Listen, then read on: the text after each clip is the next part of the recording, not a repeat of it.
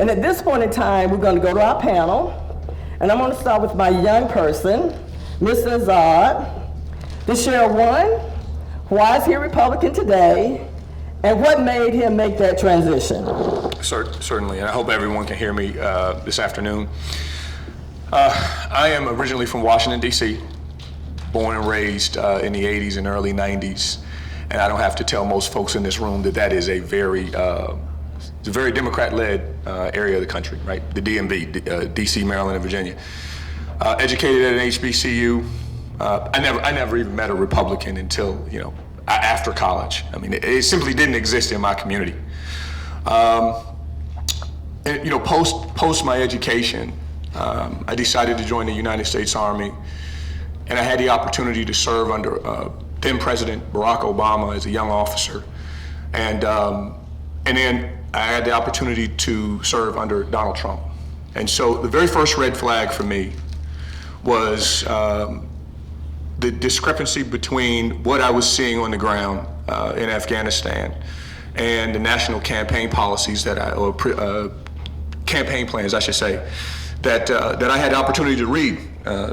Most of us, or any of us in here that are familiar with the Army or the Officer Corps, are familiar that officers sometimes have capacity and an ability to read higher level plans. So I was in one of those roles, and I just simply disagreed. I just simply disagreed with the way things were done. Fast forward, Trump is in office. I get an opportunity to serve under him again in a contingency environment, and I noticed that things were far different. Okay, far different. Campaign plans were far different. Foreign policy was far different, and I was able to see the very different, not just the view, but the very different impact of his foreign policy as it relates to the various terrorist groups that had formed and then disbanded, and that we sort of put silenced during that time. So that was the beginning, and then at a lower level, as it related to the community that I was from, at a micro level, I noticed that the various, I'm going to use the word DEI, right? But we all know that that's really a reference to the LGBTQ, LGBTQIAZB, whatever it is today, right? I noticed that it was actually more divisive in our communities than it was helpful. And it was very much against, though at the time I wasn't a very religious person, I'd been brought up in and around the church.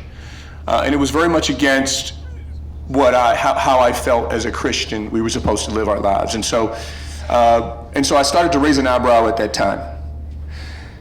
Fast forward to 2016, I decided it's time for me to do something different. And so I voted for the first time for Donald Trump. And I don't have to tell everyone in this room about the economic progress that Black Americans were able to realize during his administration. But it was a wake-up call for me that who I vote for has less to do with who I believe or perceive likes me or is going to be my friend, but rather what's more important is that the outcomes of the policies that are being, and the programs that are being pushed at a national level and an international level are trickling down into my community where I can see and touch them, or where I can leverage them. And so that's how I became a Republican. Quite frankly, the very stark difference between the Obama administration and the Trump administration very much kicked off my change in view as it relates to American politics. Next is Dr. Babbitt. She comes from a long history of civil rights leaders. Her grandfather was high up in the Catholic Church. Episcopal, okay. Same difference. Okay, but it was back during the time early that as a white person, he was out there on the ground pushing for civil rights. And so she's been walking it all her life, and she's an educator. She's also a candidate, which we're going to get to our group in a few. And so we're going to let her share with you some of the issues that she knows is important in the Black community and how we relate to them on conservative values. Thank you, Dr. Moore. I just want to, since you brought up my grandfather, just want to paint this picture for you. My grandfather is an Australian, British by birth, but Australian citizen. And in Australia at that time, it was illegal for blacks to come to Australia. Now, many of you may not realize that the indigenous people of Australia actually have black skin. They're Aborigines. When my grandfather saw what was happening in his government and in his native land, if you will, as a priest, he decided something needed to be done. And he heard about this preacher in Atlanta named Martin Luther King. And he said, that guy's doing something about this problem, and I'm going there. And because he decided to bring his family to Georgia, my father met my mother in Grady Homes Housing Project on the campus of Georgia State, and that's how I came here. And I love that history because it shows that if you see a problem, you do more than say something, you do something. And I think that's kind of what all of us are here for right now. There are so many injustices in all of our communities under this current administration. So the issues that we're bringing up, as was stated earlier, are just American issues. But one old joke that, you know, many of you are going to know is that when America catches a cold, black people get pneumonia. And right now, black people have pneumonia, and they're just trying to figure out who's going to help with these symptoms that they're dealing with. Yes, there's a lot of pressure that makes people think I'm gonna die because it's that bad, and we all know what pneumonia is like. But right now, if we don't provide that solution, that antidote, we are going to lose not just a generation of black voters, we're going to lose our country. And I know that I'm preaching to the choir that when I say that, but I just want you to imagine a Brit living in Australia coming to the ghetto of Atlanta to fight for black rights during the civil rights movement. That's the kind of gumption we have to have as patriots today. You know, I'm a teacher, and right now what I see in our classrooms is just horrific. And this is really the tip of the iceberg when what we're going to see coming down the line with the same type of administration, or even with Donald Trump in office. If we don't do an about face at our local levels, we're going to see this kind of horrific outcome when it comes to our future, because these kids don't know how to solve a problem. They couldn't think their way out of a paper bag critically, many of them, because they rely on technology and they rely on this hyper-emotionalism that is coming from social media, that is coming from traditional media, that's coming from left, right, and center. And so we have to truly open our arms around this next generation. And we should not look at that as chronological age, because many of our 20s and 30s are thinking like a 12-year-old when it comes to being able to decipher policy from personality. And so even though I've been a registered Republican, worked on my first campaign at 17, knocking on doors for my candidate that never became president, I know that it's something that we have to truly understand the strategy. We have to understand our why, our passion not to give up in this last final push we have for this election and the elections to come. But we also have to understand what I call the 80-20 rule.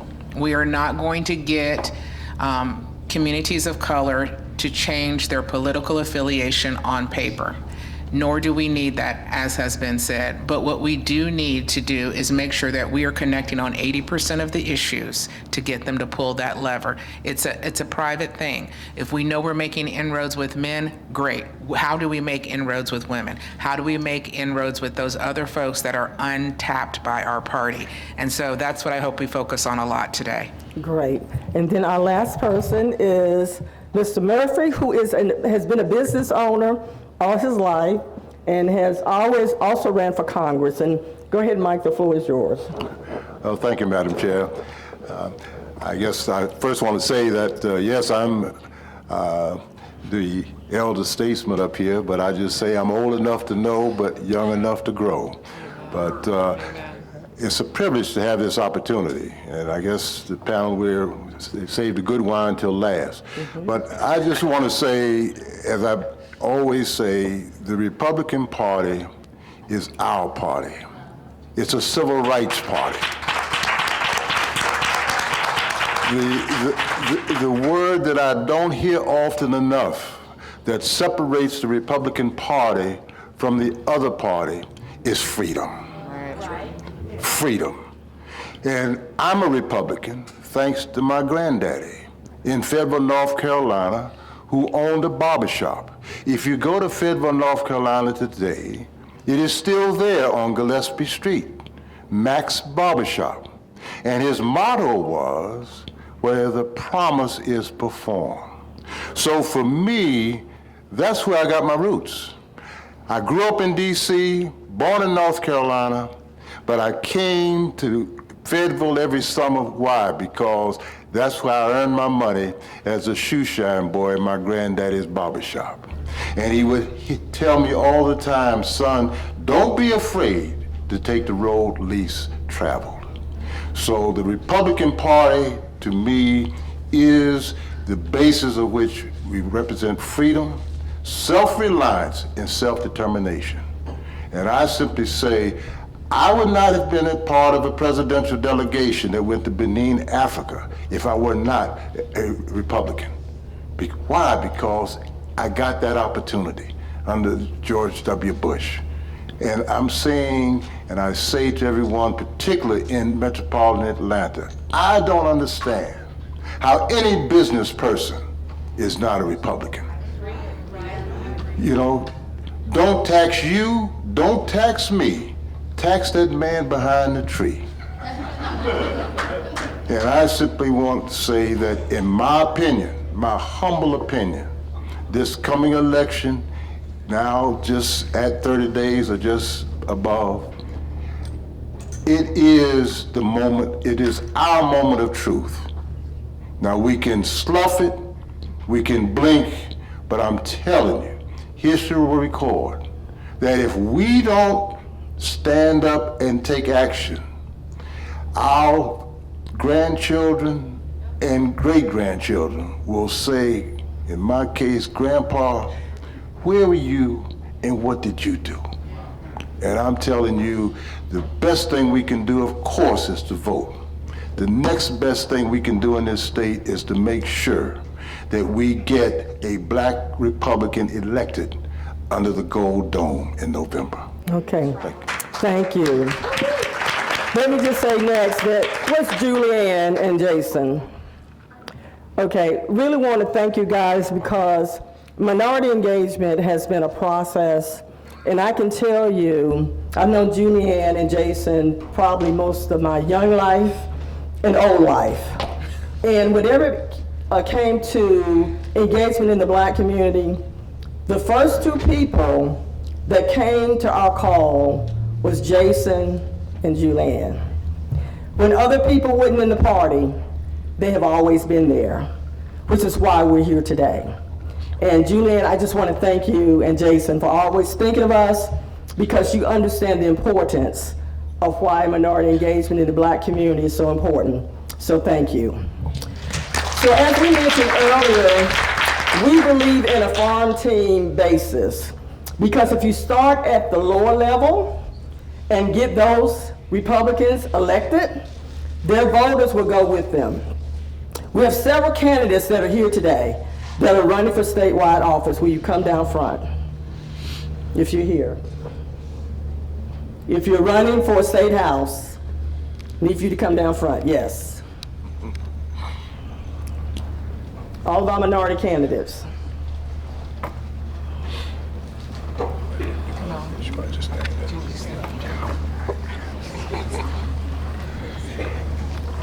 Turn around, face the audience.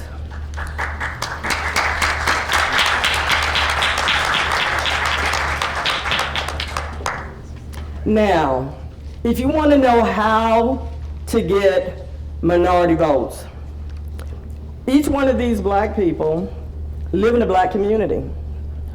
They got neighbors, they go to school with their kids, they go to church in our community. So when they run, they don't run as strangers. They don't run as outsiders because they've done their job on the ground convincing our community why they should vote for them. Now, you know what happens in the psyche of a black person? If I'm comfortable voting for one of them, you know who I'm comfortable voting for? Trump. Because I've made that first step. It has statistically been shown that if you can ever get a black person to finally take that step and vote for a Republican candidate, each and every time they will continue. But you got to get them to do that. And so that's why we believe in a farm team.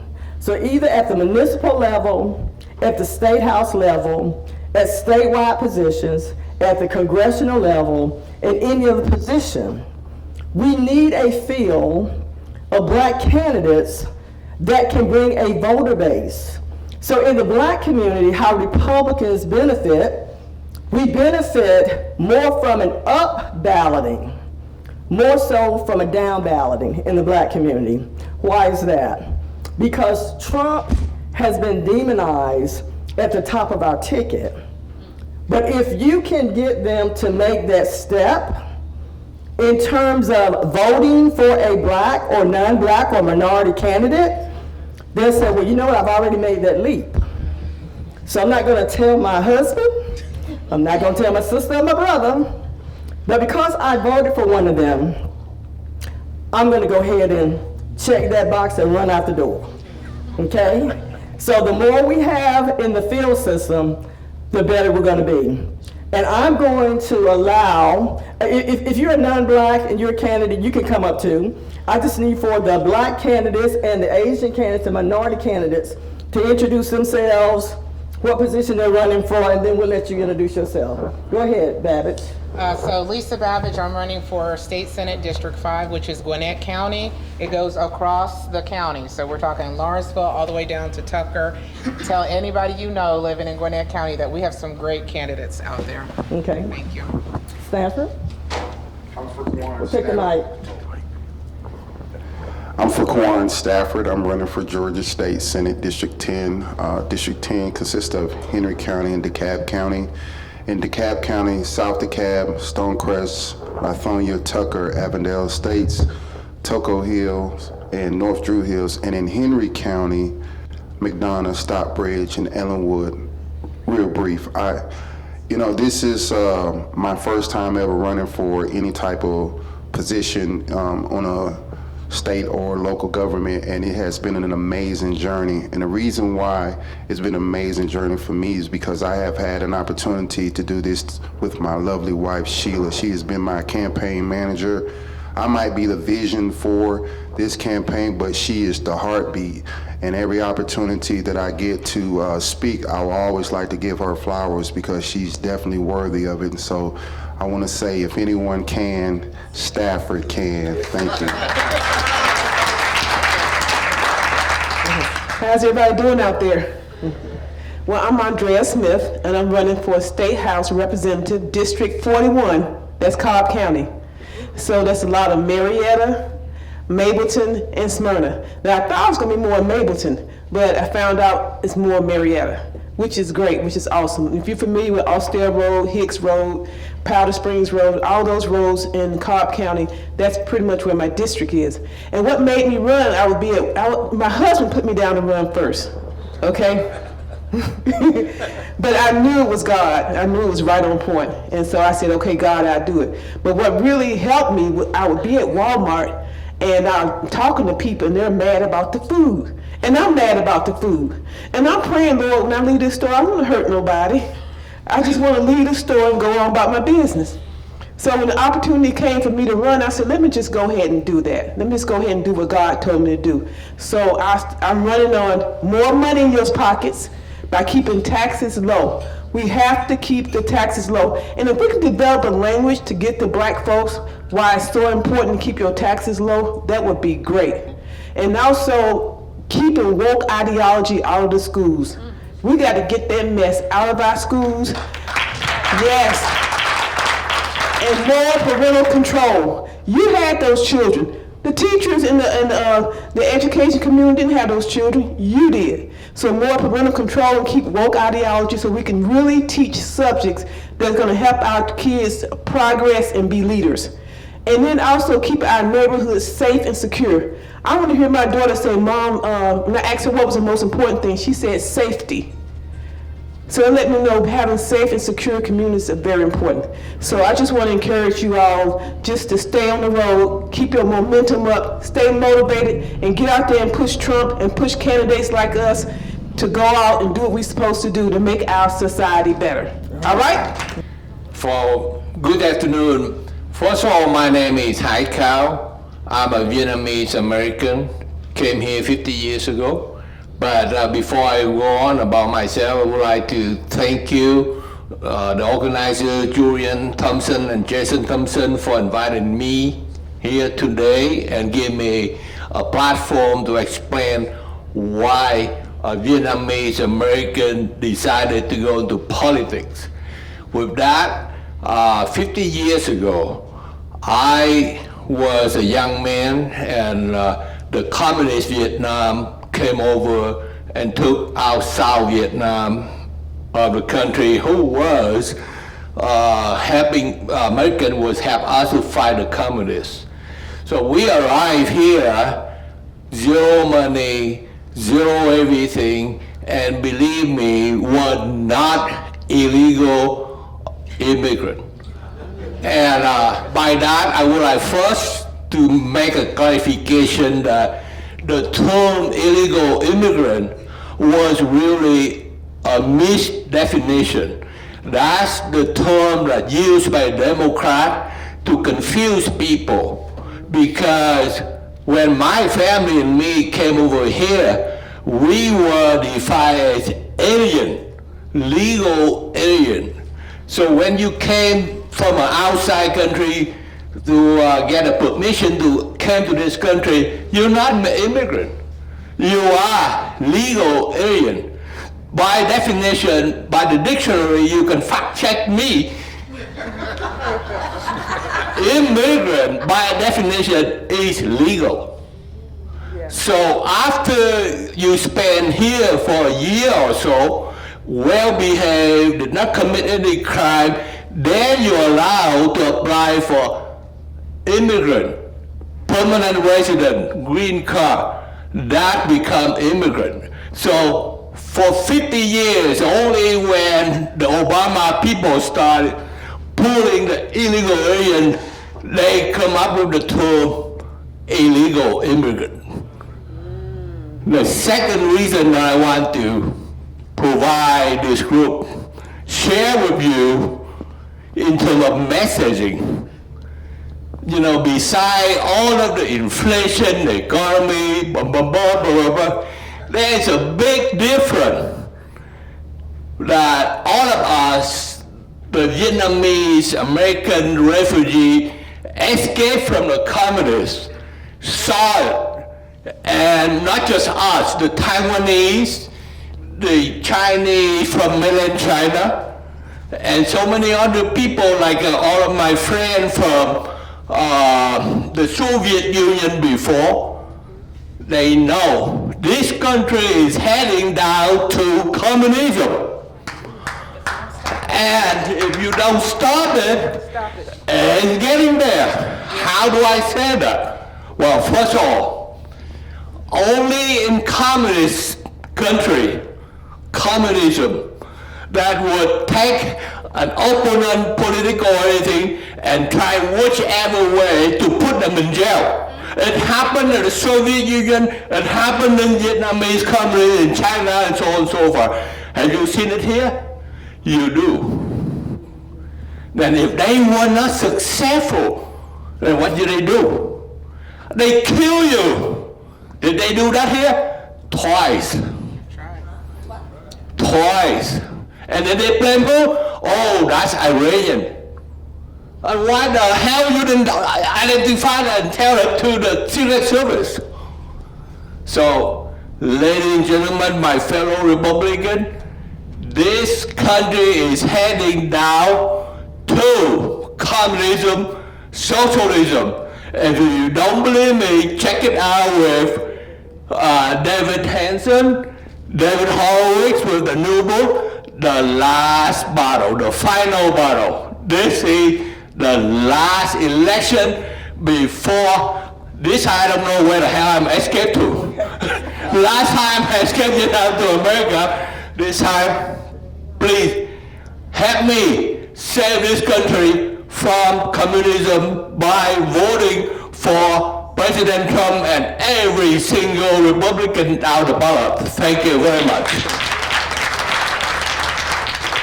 Hello, I'm Dr. Andrew Honeycutt. I am the next state senator from District 34. Hello. In Fayette County and Clayton County. I spent 30 plus years teaching at historically black colleges and universities. I grew up Christian and Democrat. I didn't get saved from being Christian, but I got saved from being a Democrat. I was fortunate to have a doctorate degree in business from Harvard University, and I was always asked, why would you go to historically black colleges when you could go to a white college and get paid more money? I go where God sends me, and I only serve as He sends me. We have to quit apologizing for being conservative. We have to begin to help people represent the character of the Republican Party. My wife ran for Congress in 2008 as a Republican, and they came against her and said she didn't like black folk. She was a physician and all her patients were black. But they spent $200,000 to $300,000 to say, we gotta stop her because she's getting too close to people believing her. So I thank you, and I want you to go out and support all these candidates and support the Republican Party. My name is Cassandra Burks. I'm running for State House in District 64. I want to apologize for going back to my phone. What you see are, I have children, and my children are homeschooled, great kids. My daughter has autism, my oldest daughter, and she actually slammed her hand in the door with her caretaker, so I tried to kind of handle that while being here. So thank you for working with me.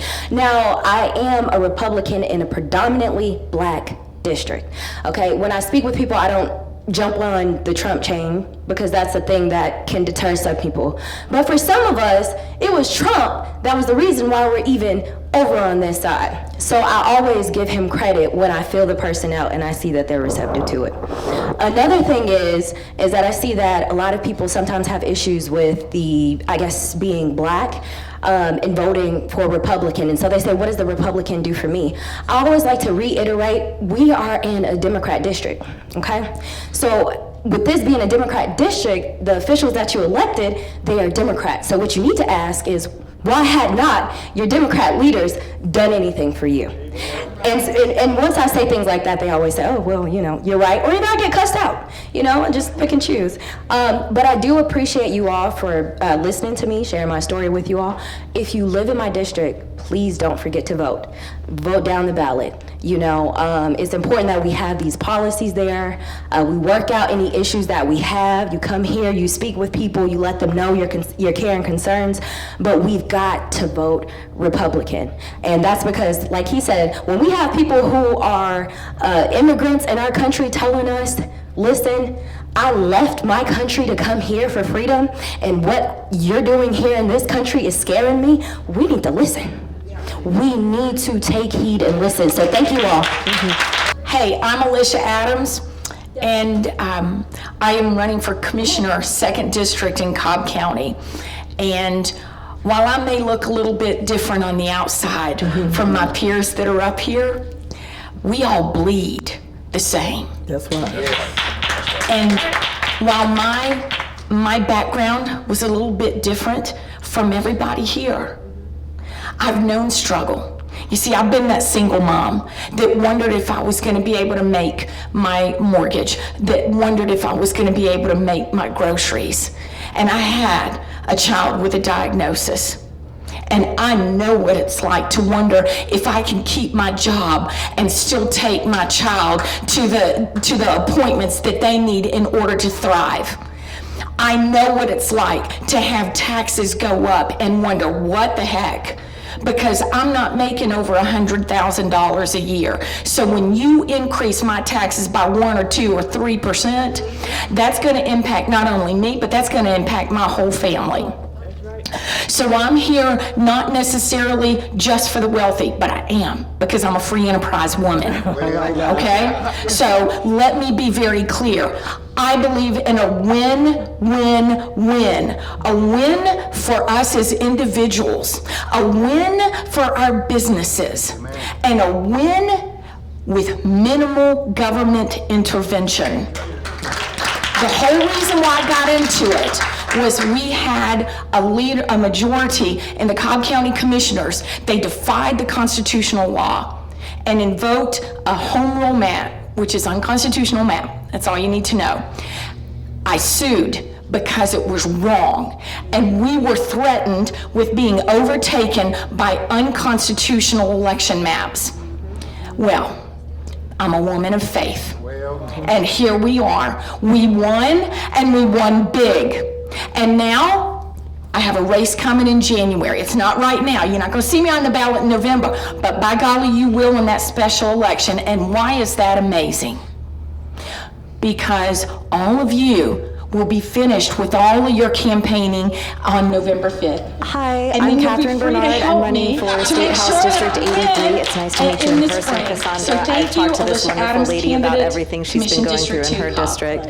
So it's Brookhaven and Chamblee, and I identify as a Frederick Douglass Republican. I have done that since 2012 when I first met Kay Carl Smith, and I love the organization. And I was just speaking to some Oglethorpe students. Oglethorpe is in my district, and it immediately connected with them. They had just been reading his speeches in their political science class, and that's all I have to say. I'm a Frederick Douglass Republican, and it's an honor to be here. Thank you so much for the presentation.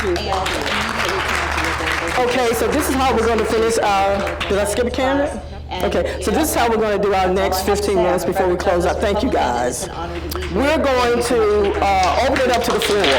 I am Deanne Honeycutt. Andrew Honeycutt is my husband.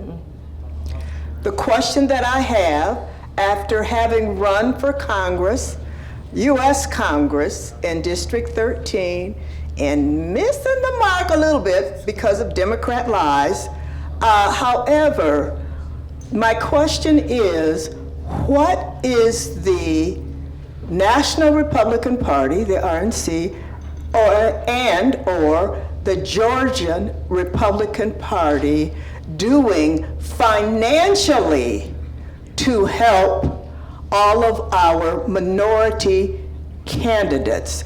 Reasoning behind that question, you know that I raised a horrible amount of money for my campaign, got not 1 cent from the RNC or the Georgia GOP. But when my number got to 5 million, they called me and asked me, could we have your list? So what are they doing now to help all of our minority candidates? I want to jump in on that Okay, when you Dr. finish. Honeycutt, we actually asked that question a lot, and I can tell you it falls on deaf ear. Excuse me, I have an allergy, so that's why there's a cough drop to kind of clear me up, so excuse me. Even though I serve on the state committee, it's just been silent, so we don't know. I came into the party when I was 22 and I'm now 65. And at all those 30, 40 years, I've served in almost every position with the state GOP, including the first vice chair. So it changes from chairman to chairman of both the RNC and the state GOP. Now, back in the day, before you ran, the state GOP, and it could be because of campaign laws, gave all candidates money, black or white. The state party did. As a matter of fact, they gave so much money until if you ran for any position in Georgia, even at the municipal level, you got money from the state party. But that was because they wanted to invest in their candidates. But it depends on the chairman. At the RNC, back when Jack Nichols was chairman of the RNC, there was a different philosophy. right? So it just depends on who's the chairman, what the policies are, and what the campaign laws will allow and not allow. But that is a question that continues to be asked every election cycle, in which we have not really gotten I would think, a satisfactory answer. And so we just don't know. I know, Julianne, your husband is the RNC, and I know you can't speak for him. So I don't know what their position is. Treasurer of the Republican National Committee. Come on, talk to us. Take her to mic. National Treasurer of the Republican National All right, come on, the bunny lady. Yeah, I'll just say that the RNC's job is to build the infrastructure to run campaigns. So this cycle we've spent a lot on election integrity and get out the vote efforts. Typically the NRCC and the NRSC are more candidate specific. So they get behind and support and endorse candidates by putting oftentimes resources behind them. So that's sort of the line. There's different organizations under the Republican umbrella that support candidates versus the infrastructure, like getting out the vote and the election integrity efforts. And I will say this, there's only so much money to work with. I mean, we are outraised tremendously by the Democrat Party, and we have to put our resources in the best place that we can. And in this cycle, it has been election integrity. And if you listen to our chairman talk, 100% of our money has been going to protecting the vote and getting out the vote. Simply, that's where our money's been going. So I hope that answers your question. Okay, is there another question? And let me just say, you may not like the answer, but you also have to remember that there are sister organizations that support candidates directly, like the NRCC, the NRSC. They have chairs who oftentimes are elected officials, and they make the determinations where those funds go towards which candidates in which states. Right, so the reason why we're going to move along with that being the answer, because she's answered it. The question was the RNC in the state? So that has been answered. Is there another question that's different from that? Right here. I just got to preface my question a little bit. I'm not making a statement. Okay. All right. So I've heard a bunch of people stand up and say, oh, I'm a person of faith. This person is a person of faith. This party is a party of faith, and Christian this and Christian that. I'm a born-again Christian. So is my wife. So is my pastor here. That's why we're here.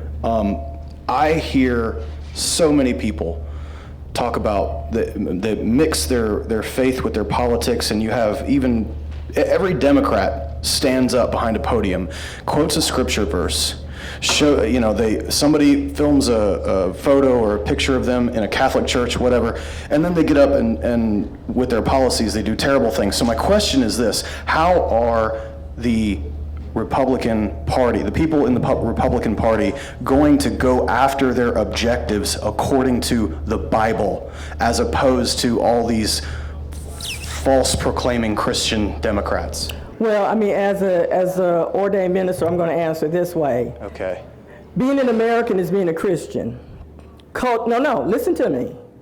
I don't know any person that you ask in this country, most of them are going to say, I'm going to answer it. Yeah. They're going to say, I'm a Christian, okay? Yeah. Or they're going to say, I'm agnostic, or I'm Muslim, or something else. Yeah. So I call it cultural Christianity. Which is not Christianity. Well, but I'm giving you definitions, right? So to answer your question, you have to know your audience. You have to know who you're talking to. For me personally, I know if I'm talking to somebody of the Church of God in Christ, I don't have to wonder, because they're not going to be doing all this stuff, right? I attend the Assemblies of God, right? I don't have to worry about the position of the doctrinal positions of what my people say. So you have to realize that in the black community, you've got this ideology called liberation theology, which came out of people like Joseph Lowry, that senator that's sitting in that position now, and a lot of black people who say they're Christians, that is really Marxism and socialism that came out of South America. And their doctrine and belief system is why you can see, I'm not going to call his name, in the pulpit right now, talking about he's a pastor. And the reason why he supports abortion, because his doctrinal belief is social justice. Yeah. out of a Christian denomination that has a Christian title. So the Republican Party cannot go after these people. We as individuals have to hold them accountable. If we're Bible-believing people, we tell people if you say you're a person of faith, then your ballot should reflect that. Right, so that doesn't really answer my question. Okay. You identified a bunch of things that the other side is doing. You identified all the lies that they are exercising and the way they're doing things. That's not my question, that's a given. My question is, how are you going to do differently than them? Regardless of what they have been doing, what are the actions that you're going to take that is different, not just to identify them, but what is your different game plan? You say you're a church and you're a Bible believer, born again? Absolutely. Deal with your audience. That's what all of us got to do. That's what I do. I'm going to deal with the Assemblies of God. And I'm going to make sure that we're doing it. I mean, you're talking about actions. That action has to be an individual thing, not as a party. Each of us who say that we are believers, it's going to be, what does it say? It's going to have to be your mantle. So are you saying there's nothing that can be done as a party? It all has to be done individually? Your party is not even all Christians. Your party is not even all Christians. That's kind of my point. Right, but so that's why I'm telling you, it has to be an individual. You as a Republican, you are going to, in your sphere of influence, carry that mantle. Okay. I'm going to argue that if every one of the legitimate Christians remains a single voice. Legitimate, that's the question. Who decides who's legitimate? The Holy Spirit. But you know that. You know that. Everybody in here don't even know what the Holy Spirit is. That's kind of the problem. But that is a faith problem. That's not a political problem. That's a heart problem. So shouldn't our main focus be spreading the gospel of the kingdom of heaven? As an individual. Then there's no reason. If it remains on an individual level, the gospel is pointless. He said, what does the word say? I'm going to take you to the word. The word don't call for groups other than the church. It calls for you as a believer to go out and disciple and to bring people unto Christ. That's right. That's what the word says, right? Yeah, as one body. As one body. We are collectively the body. Exactly. But he calls us. But we have to function individually? He calls us, it's my job to preach salvation. Okay. There you go. Right? Right? That's right. That's right. So, Camilla, Okay. Camilla, Next question. let me just chime in just real quick, right? Because I share the same opinion as Madam Chair. So that everyone is clear about what it looks like for a black Republican who is a Christian to spread the word, okay? Let me just give you some context, okay? If I run into my community, one that isn't liberated from its condition, right? And I deal with some very deep-rooted issues in the most direct of manners. I likely won't get very far, right? I have to recognize that the conversation is one that is long-term and it has to be sustained. And I'll give you an example, okay? In 2020, I went into my local barbershop and I started bringing up Donald Trump, the Democrat Party, the abomination of self-sabotaging behavior. And I'll tell you, as a person who exercises his right to conceal carry, I never went into my bar. Every 2 weeks when I would go in, I always made sure I had my pistol, okay? Because I knew it was going to be a confrontational discussion. And I used to say to myself, I think I'm going to have to shoot my way out of here, okay? That being said, here we are in 2024. Okay? Think about it. I've been into my barbershop every 2 weeks to get a haircut like clockwork on pay week. Right? And here we are in 2024. And when I walk into my barbershop, I don't have to bring up politics. I don't have to bring up Donald Trump. I don't have to bring up Kamala Harris. It's coming to me. And there's now a social norm in my barbershop in Douglas County. There is now a social norm where Republicans, those black men that are cutting hair every day and some that are going in there every other Friday like me, there's now a culture where those that are voting for Donald Trump are standing on it. Okay? And those who aren't are now cowering to say that they're going to vote for Kamala Harris. So I say that to you, and I say that to the greater room, so that everyone recognizes that this isn't going to end for us on November 5th. This is something that we have to individually take back to our communities, because what we're dealing with is a voting rate of was it 90%? Okay. So with that being said, over time you can talk about the platinum plan. You can talk about the $500 billion that's being pushed into small business, or they want to push into small business, and the infrastructure changes, and so many of the different things that are substantive enough. But you have to get there, and you get there by having the intestinal fortitude and courage to have a tough conversation, even if that means you agree with the pastor of your church. Okay. Last but not least, because church has come up a few times, I decided last month that I'd go to a very influential church in Fulton County. Okay. And in that church, pastor made some mention to politics. And for the first time in my life, a major church didn't raise the crowd on topic. My fiance and I left that day, and as we were pulling out, the stand that was outside that was selling Kamala Harris t-shirts was empty. Okay, so we should all leave here today understanding that the work that's been done since 2020, it is indeed working. Black Americans have an eye open. And we need to continue to fight, we need to continue to push the message.